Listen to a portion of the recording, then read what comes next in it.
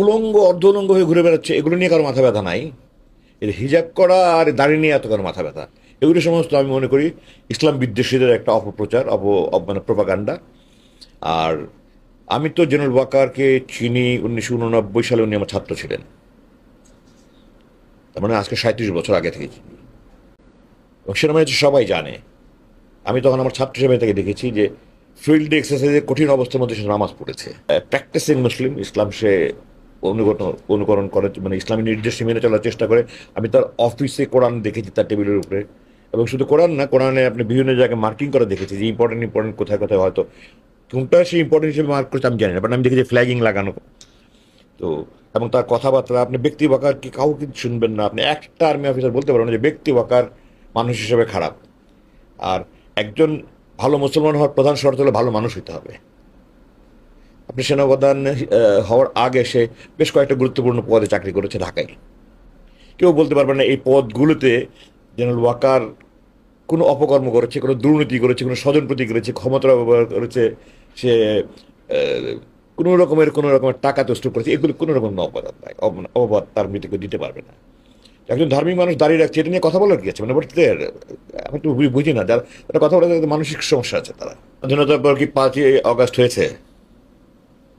স্বাধীনতার পর কি এই 75-এর বিপ্লব ছাড়া ওই ধরনের বিপ্লব হয়েছে?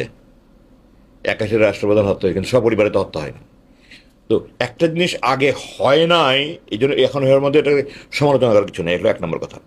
2 নম্বর কথা, দাঁড়িয়ে একটা গুরুত্বপূর্ণ সুন্নাত, এটা ফরজ নয়। জাকির নায়েক বলেছে এটা কাটা হারাম, আমি তার সাথে একমত নই। কারণ হালাল হারাম ঘোষণা একমাত্র আল্লাহ করতে পারে, এবং আল্লাহর অনুমতি ওর অনুমোদন ওর নির্দেশ ইশারায় আমাদের নবীজি করতে পারে, আর কেউ পারে না। তো আমি নিজে শুনেছি জাকির নায়েক বলেছে হারাম, এটা আমি বিশ্বাস করি না।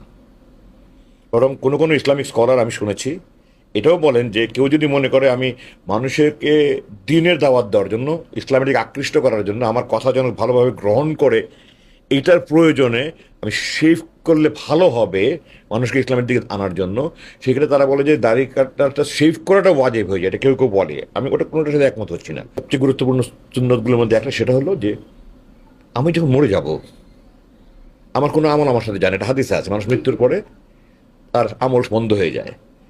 3টা আমলের কথা বলা আছে। একটা হলো যে একটা নেক সন্তান রেখে যে বাবা মার জন্য দোয়া করবে, একটা হলো উপকারী কোনো জ্ঞান দান করবে যেটা মানুষ উপকার করবে, আরেকটা হলো সৎকায় জারিয়া, একটা স্কুল কলেজ করে দিয়ে গেল, একটা পাবলিক টয়লেট করে দিল, গাছ লাগালো, এগুলো। এই একমাত্র সুন্নত কিন্তু আমার লাশের সাথে আমার সঙ্গী হচ্ছে, আমার লাশের সাথে আমি বলেছি। তো কবরে কিন্তু এই সুন্নতটা আমার সাথে থাকে, আমি সেই দৃষ্টিকোণ থেকে এটা অত্যন্ত গুরুত্বপূর্ণ সুন্নত মনে করি। উলঙ্গ অর্ধ উলঙ্গ হয়ে ঘুরে বেড়াচ্ছে, এগুলো নিয়ে কারো মাথা ব্যথা নাই। এর হিজাব করা আর দাড়ি নিয়ে এত কারো মাথা ব্যথা, এগুলো সমস্ত আমি মনে করি ইসলাম বিদ্বেষীদের একটা অপপ্রচার, মানে প্রপাগান্ডা।